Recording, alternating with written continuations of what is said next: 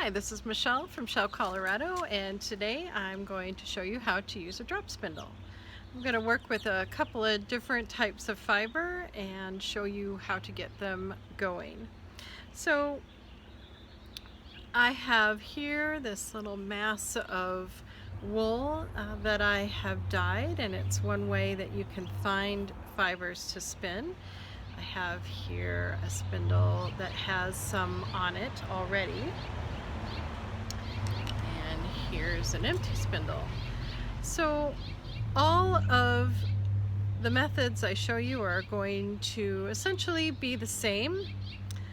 It's just the different forms that you're starting out with. So with any fiber, I want to kind of fluff this out a little bit, make it a little loose so it's easy to pull on. I'm also going to pull out a little piece of it. This is called the staple, so I can see how long my fiber is. And that's going to be important to me because as I'm holding the fiber in my hand, I need to know where to position my hands so that I can allow the fiber to pull through smoothly. So if the fiber is this long, but I'm holding my hands this close apart, it's very difficult to pull the fiber through. So I want to keep my hands a little further apart as I do this. So what I'm going to do is fluff this out a little bit. We are going to spin without a leader. And a leader is another piece of yarn that gets tied around the base of the drop spindle that you use to join your fiber to, but it's not necessary to do that. So all I'm going to do is take the hook there, and I'm going to take the fiber and just snag the hook into the fiber, and you can see it holds very well. So I'm going to give it a little spin to get it anchored. And we've got something that's going to hold on here very well. So we're going to do the spin, park, pinch, and draft method of spinning, and it goes like this. We will spin, and I'm looking for the twist to come up here between my fingers, and we are going to park. Parking for me means sticking it right under my underarm here. Some people put it between their knees as well. I find this a little easier to work with so I can see what I'm doing. I'm going to pinch here right at the top where my fingers were pinched together, and with this hand holding the fiber, I'm going to draft out the fibers. Drafting really just means pulling them apart, and it's done in a measured way. You want about the same amount of fiber drafted out each time, and if you draft a lot of fiber out, then you'll get a thicker yarn. If you pull out just a little bit, you'll have a finer yarn.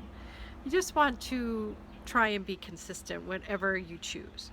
So I'm going to let this pinched a bit go. I'm going to keep tight here, this hold, and when I do, the twist moves up the yarn.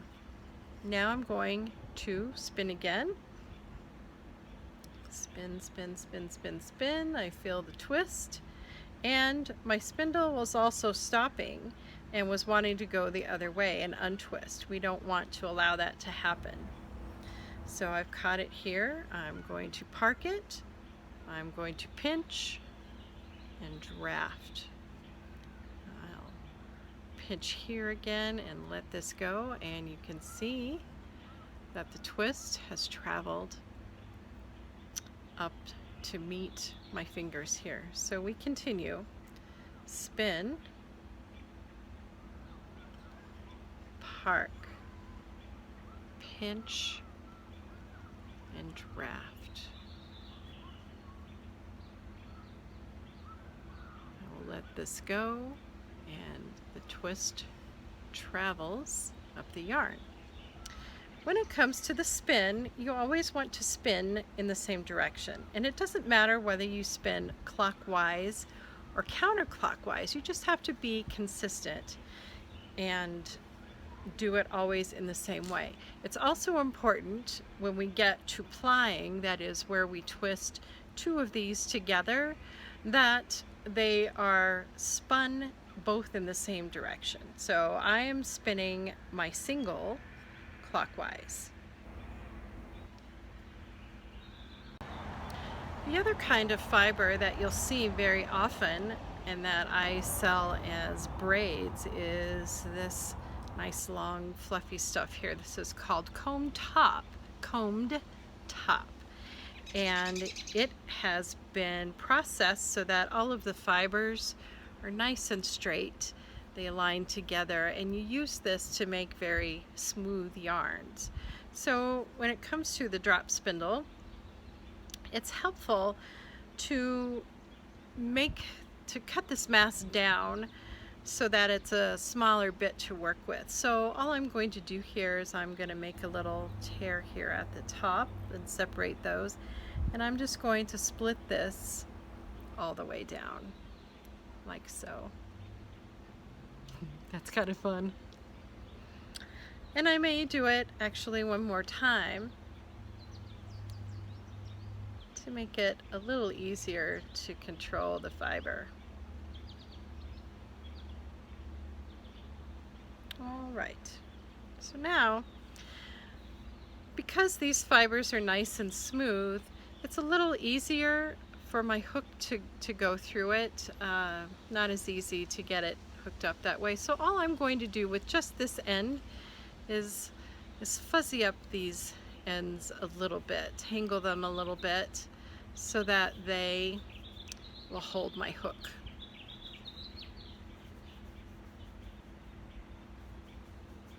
There. That ought to do it. So now I'm going to just put my hook through here. Everything holds just fine. The rest of this long mass here, I'm just going to wrap around my wrist to kind of help keep it out of the way. And then I'll unwrap it as I proceed. So I'm just going to draft a little fiber out here and give it a spin. And again, park, pinch, draft. Spin, park, pinch, and draft. So we'll continue on, and the next video will show what you do when you get to the end.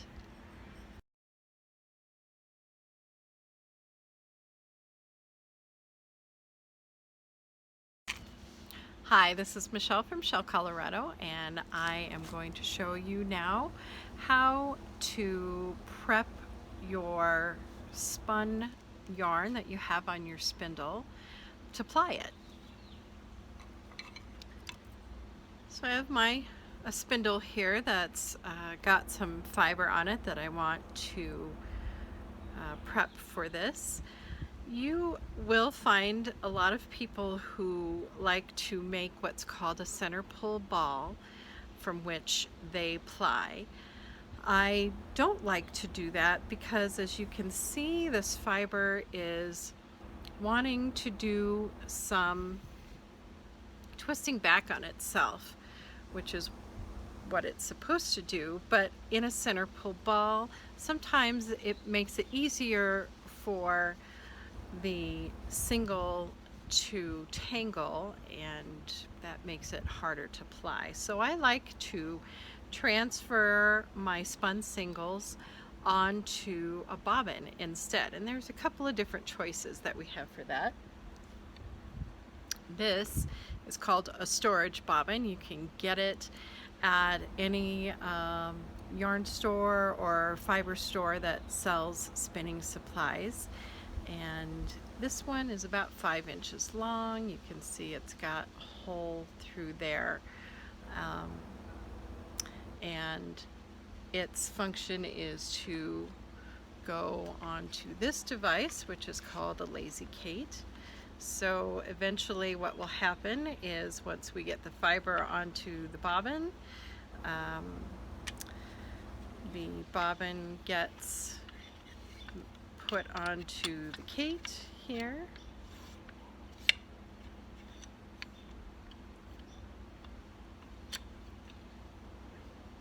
Like so, and we ply from this. So I'm going to show you how to transfer the fiber to the bobbin, and I'm also going to show you how you can make your own lazy Kate. So I showed you this bobbin before, but this is a perfectly acceptable bobbin to use as well. I'm sure you know what this is. You could also use a paper towel roll as well, and maybe just cut it in half. Handy thing. With this, you might want to use a piece of tape to hold your end, but I'm not going to do that here. So all I am doing, I'm going to hold this right here with my hand. I'm going to make one turn just like this to help lock it in, and that's the only time I'm going to make a move like that. The reason is that this motion adds or takes away twist from your single that you so carefully put into it. You can see the motion here a little better with this big piece of roving. If I go like this, you can see I've put twist into the fiber. So we don't want to do that while we're transferring. So all I'm going to do then is I'm going to unwind the fiber that's on the spindle onto my bobbin, and you can see here that I'm not taking away or adding any twist with this motion. So it's really important to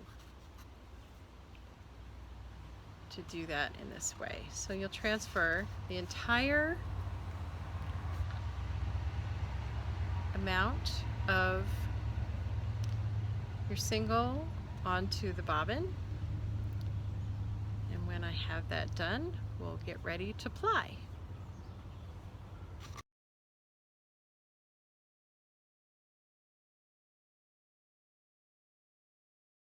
Hi, this is Michelle from Shell, Colorado, and I am going to show you how to ply together two singles that I have wound onto these handy homemade bobbins. So the first thing I want you to see here is that we have different amounts of fiber, and this is one thing that you'll want to accept when you're doing your spinning. There will always be one bobbin that has more or less on it than the rest of them, and that's okay. You can use that for other things later, but don't be distressed if when you get to the end of your plying you find that you still have some fiber left on one of your bobbins.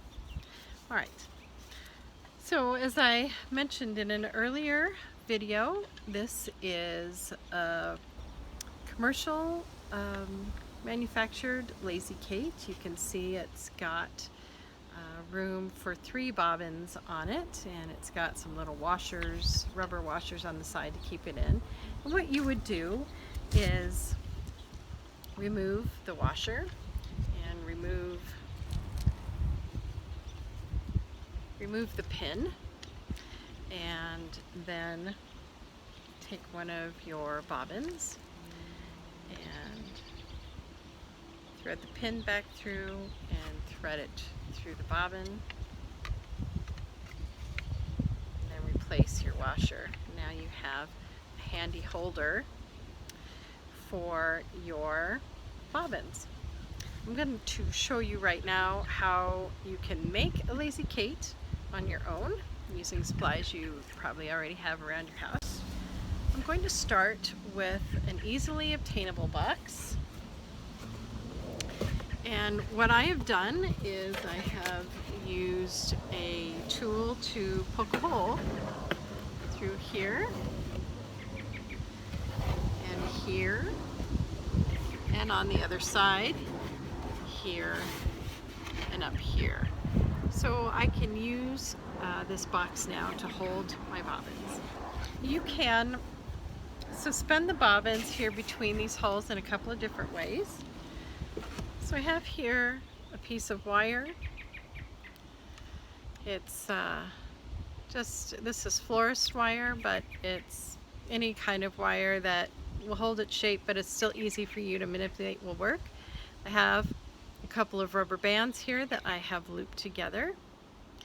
And so what I'm going to do right now is thread the wire through the bobbin. I am going to just push this end of the rubber band out through the box to the outside. And I have 4 little twigs that I found in my yard here, so I'm just going to thread this twig through here and wrap it around once to help keep it on there. And then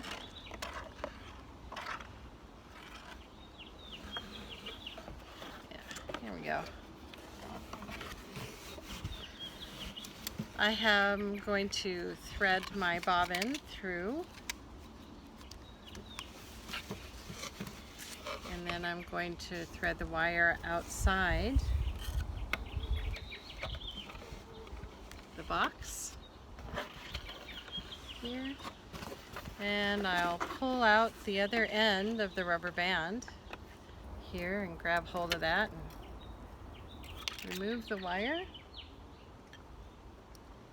And I have another little twig here that I'll put in here in the rubber band and wrap it once. Now I have my bobbin suspended inside the box. So I'm going to do that with the other bobbin. I'll be right back. Okay, so I have my 2 bobbins set up here, ready to go. I want you to notice that I have little slip knots here.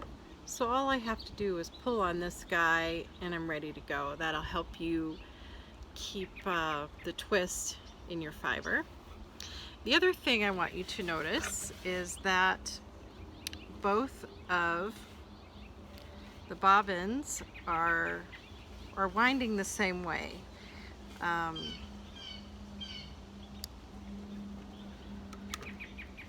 So you can see they're both pulling here from the top. And it doesn't matter whether they're both pulling from the top or both pulling from the bottom. What matters is that they're both pulling from the same direction, and that'll help you keep your fibers from twisting together. So I'm going to set my box here next to me, so maybe off camera.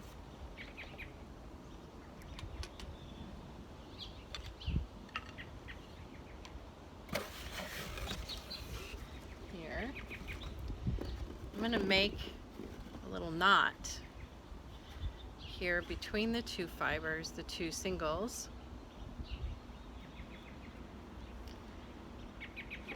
And I'm going to take my drop spindle and I am going to put the hook here so that it's kind of capturing both of them. So before I said that I was spinning my singles clockwise, and so what I need to do now when I apply these together is make sure my spindle is going counterclockwise. So that we get a balanced yarn. If I spun these two together clockwise, I would get a very kinky mess that will not lay straight. So I'm going to do my little spin here, clockwise, counterclockwise. And you can see what we have going on here. We have the fibers, the two singles twisting up together here. So I'm going to park, I'm going to pinch, I'm going to let these go, and the twist is going to travel up and not go any further than that. So I am going to do this again. I am going to spin counterclockwise, and I can see the twist building up here. I'm going to park, I'm going to pinch, I'm going to let a little of this fiber out, and I'm going to let it go. I'm going to do that one more time, spin counterclockwise, and that looks good. Now I am going to, and this is going to kink up a little bit. This is okay, because once the fibers rest, and before you spin them, they should rest at least overnight. They will kink up a little tiny bit here, and when we do the last step, which is setting the twist, this will balance out. So I'm going to take my yarn now off the hook, and I'm going to wrap this onto the spindle just like we did before with the singles, with that one twist just to help me hold it on there, and then wrapping the plied singles on there. I'm going to look for my notch and put that around again. I'm going to let a little bit of this out because I'm kind of close up here, but here we go. So I will spin clockwise, counterclockwise. It's easy to get confused, but as long as you do the right thing, then you're good. Counterclockwise spin, park, pinch, let some out, let it go. It's important to hold the two singles up here as evenly as you can, and to make sure you let out the same length. Otherwise you get one kind of corkscrewing around the other, and there is an effect for that you can do on purpose, but here in the beginning we want something that is still nice and smooth. So I'm going to give this another little spin.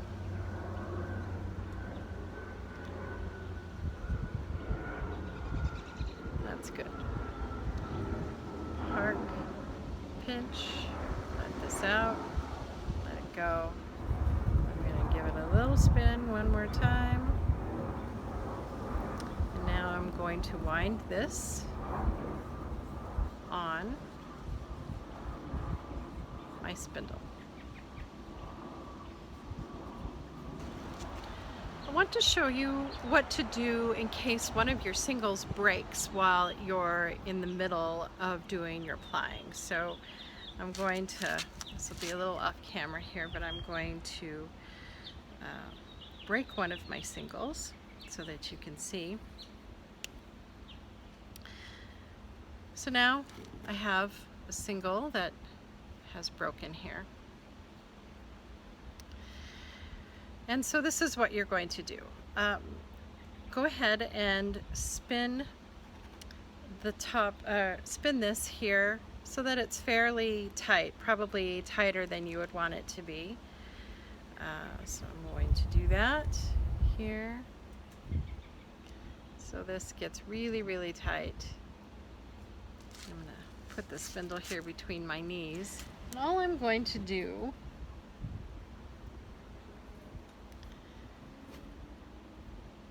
is take my broken end here, and I'm going to lay it here next to the unbroken one, and let these broken ends overlap just a little bit. And what I want to do is catch the end I'm joining so that it's into the twist. So I have it pinched. The new the unbroken bit I'm trying to join is pinched right there. I'm just going to let the twist go, and then I'm going to do as before and just let the twist move up here slowly. And I'm going to put even a little more twist in it.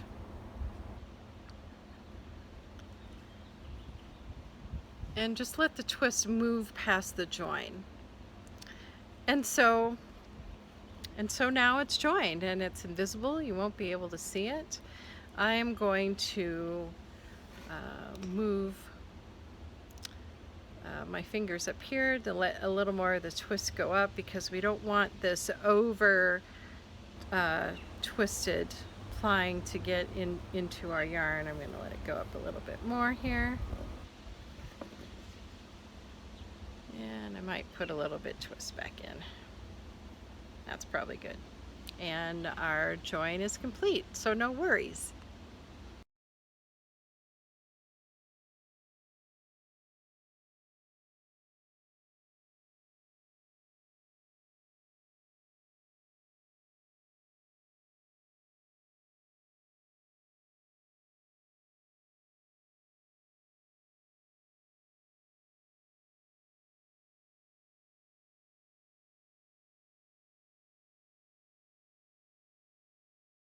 We're back and we're going to do the final part of our plying. So I have plied up all of this yarn here, and I have it secured with my little slip knot, and indeed I have some fiber left from one of my bobbins, but that's okay because that's going to come in really useful here in just a minute. So the last step is getting the yarn off the spindle and then doing what we call setting the twist. So I am going to use my box again, and I'm going to unhook one of my bobbin holders here.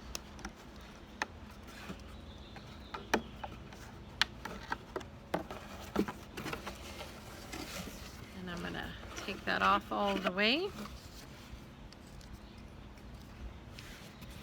And this box ought to work pretty well.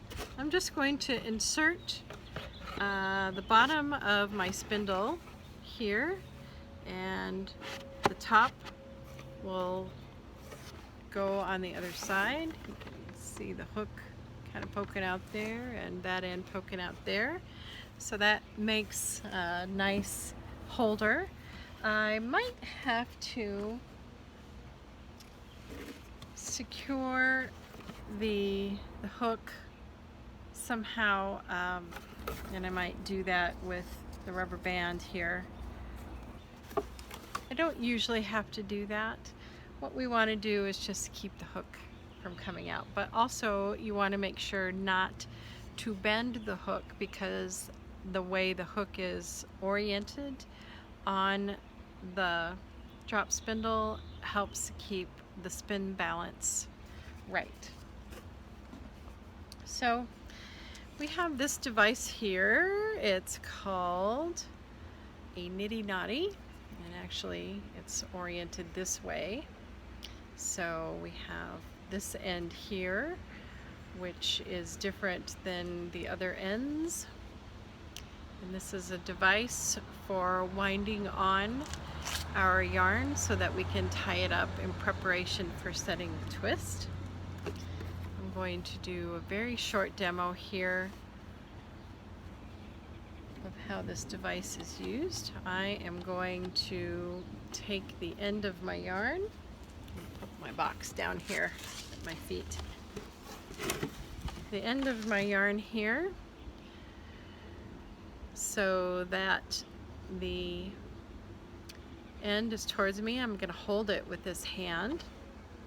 And this yarn is going to loop around here and go around this one and back up to the opposite end and back down and up here so that I could tie these two ends together here if I wanted. This takes a little practice, but what you're doing is making a very long loop of yarn, and this is a skein. Once we get done with it, we'll have a skein.